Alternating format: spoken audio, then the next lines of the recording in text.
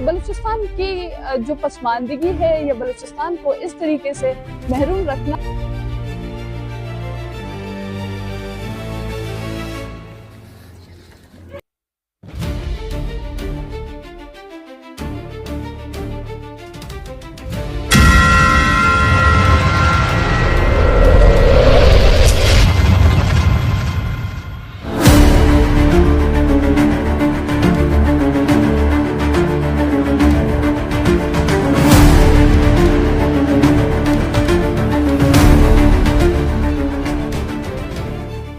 नमस्कार दोस्तों, the real story में आपका स्वागत है। मैं हूं राजेंद्र शर्मा। एक ऐसी भूमि जहां पहाड़ों की चोटियां वो गूंजती है विद्रोह की चीखों से, जहां महिलाएं अब सिर्फ घर की चौखट नहीं बल्कि युद्ध के मैदान पर फियादीन बनकर दुश्मन की नींद उड़ा रही हैं। वो मुकाबला कर रही हैं अपनी आज़ादी के लिए। और ये कहानी है बलूचिस्तान की, जहां बलोच लिबरेशन आर्मी BLA ने इन्होंने पाकिस्तान की सेना को ऐसा झटका दिया है कि पूरी दुनिया की नज़रें वहां पर टिक गई हैं। आज द रियल स्टोरी में हम बात करेंगे बलूचिस्तान की उन महिला फियादीनों की। अब फियादीन क्या कहें, उन्हें तो स्वतंत्रता सेनानी कहा जाएगा ना, जिन्होंने पाकिस्तान की सेना को हिला कर रख दिया है। हवा बलोच और आसिफा मेंगल, ये दो हैं जिनके नाम बड़ी गर्व के साथ वो लोग ले रहे हैं। क्या ये महिलाएं क्या हैं, क्यों उठाए इन्होंने हथियार, और हाल के हमलों में पाकिस्तान BLA संघर्ष ने क्या नया मोड़ ले लिया है। आइए इस खौफनाक और प्रेरणादायक कहानी की गहराई में उतरते हैं, जानते हैं कि पाकिस्तान में किस तरह से तबाही मची हुई है।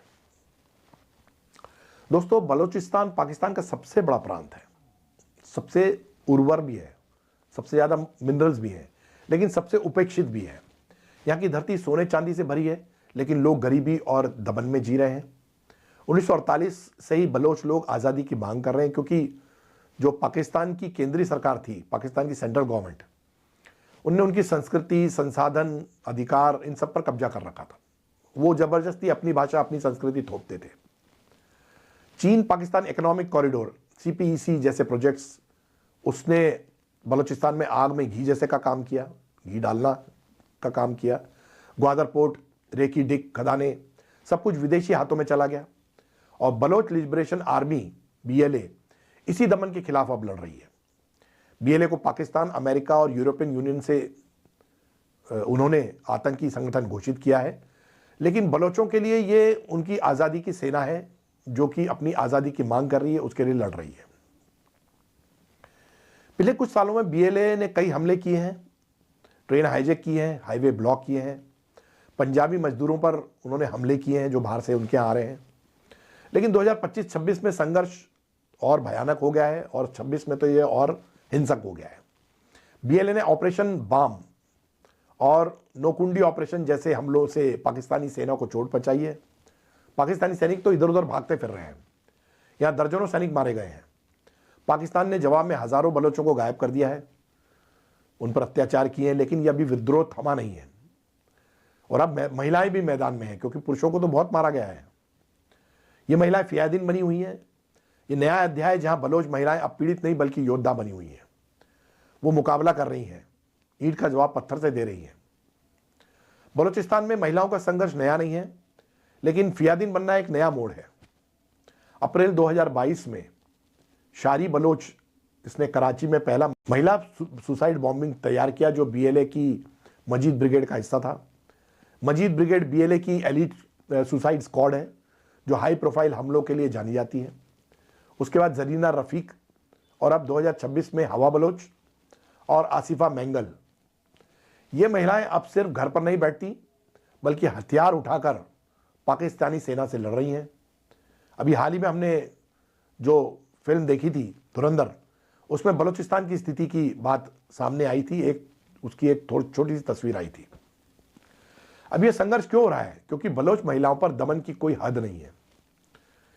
पाकिस्तानी सेना उन्हें जबरन गायब करती है, यौन हिंसा करती है, परिवारों को नुकसान पहुंचाती है।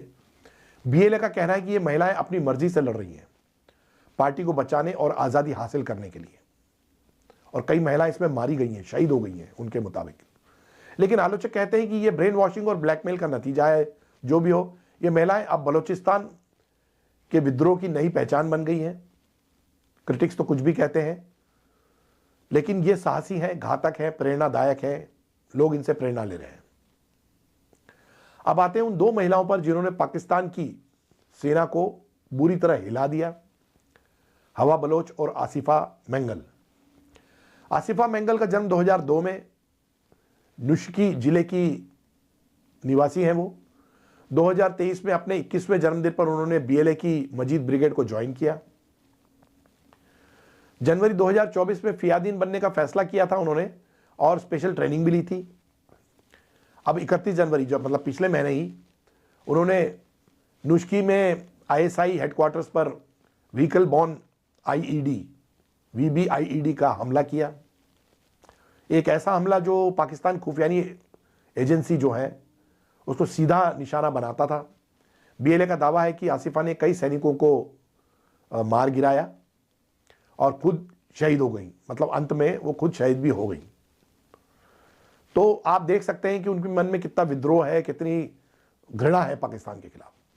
हवा बलोच, जिन्हें द्रोशुम कोड नेम से जाना जाता है, एक लेखिका और योद्धा है। पहले वो लिखती थी। उनके पिता बीएलए फाइटर थे जिन्हें 2021 में पाकिस्तानी सेना ने मार गिराया था। हवा ने ग्वादर फ्रंट पर ऑपरेशन हेरोफ फेज इसमें हिस्सा लिया। बीएलए ने उनका वीडियो जारी किया था जहां वो सलवार कमीज में, मतलब घर की ड्रेस में, बंदूक से पाकिस्तानी सैनिकों पर गोलियां बरसाती नजर आ रही थी। मतलब जाहिर तौर पर यह पूरा एक वीडियो तैयार था। हमले से 12 घंटे पहले रिकॉर्डेड इस वीडियो में वो कहती हैं कि बलोच महिलाएं कितनी मजबूत हैं, अब इसका पता चलेगा। उनकी हिम्मत लाजवाब है। हवा भी हमले में मारी गई, लेकिन उनके इस वीडियो ने पूरी दुनिया में तहलका मचा दिया। जो मरते दम तक और जो मरने से पहले बोल के गई, वो वहाँ पे आदर्श बन गया। ये दोनों महिलाएं जेन जी की हैं, पढ़ी लिखी हैं, लेकिन संघर्ष में कूद पड़ी। उनके हमलों में पाकिस्तान की सेना को ही नहीं बल्कि मनोबल उनका तोड़ दिया। सेना का पाकिस्तान की बुरी तरह से नुकसान पहुंचाया। बीएलए का कहना है कि ये महिलाएं बलोच आज़ादी की नई मिसाल हैं। अब वहाँ का बच्चा बच्चा आज़ादी के लिए लड़ाई लड़ रहा है और जाहिर तौर पर वो इसमें कूदेगा।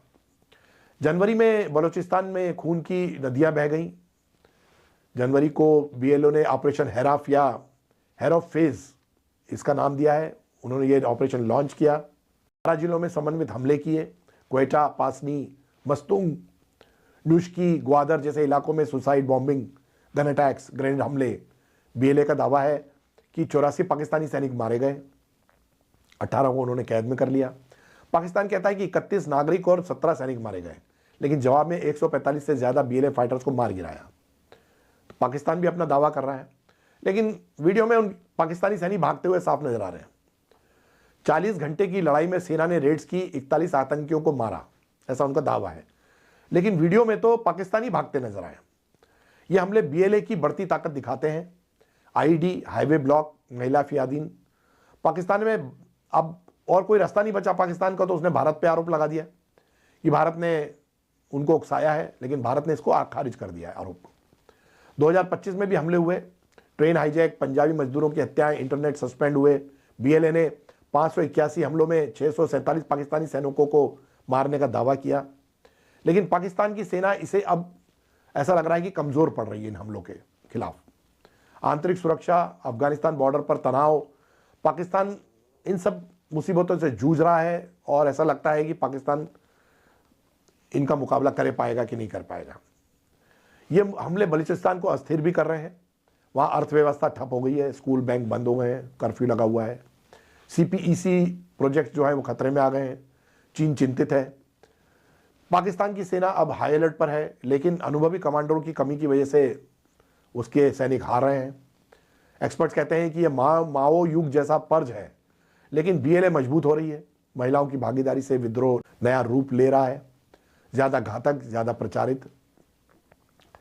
दोस्तों, पाकिस्तान जिस तरह से वहां बलूचों के साथ व्यवहार कर रहा है वो पूरी दुनिया में पता है, लेकिन उस पर कोई आवाज नहीं उठा रहा।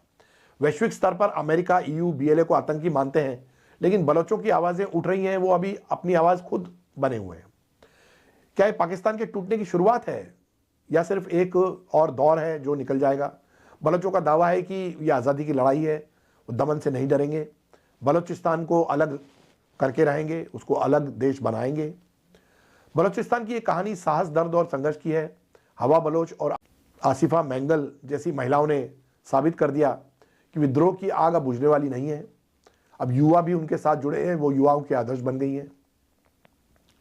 पाकिस्तानी BNA संघर्ष का ये नया मोड़ क्या रास्ता लेगा, क्या दिखाएगा, हम आगे घटनाओं पर नज़र रखेंगे। अगर आपको ये स्टोरी पसंद आई है तो शेयर ज़रूर करें, इसे दूसरों को भी भेजें। और रियल स्टोरी इन सब मुद्दों पर लगातार आपके साथ बनी रहेगी। हमारे साथ बने रहने के लिए आपका बहुत बहुत धन्यवाद। जय हिंद।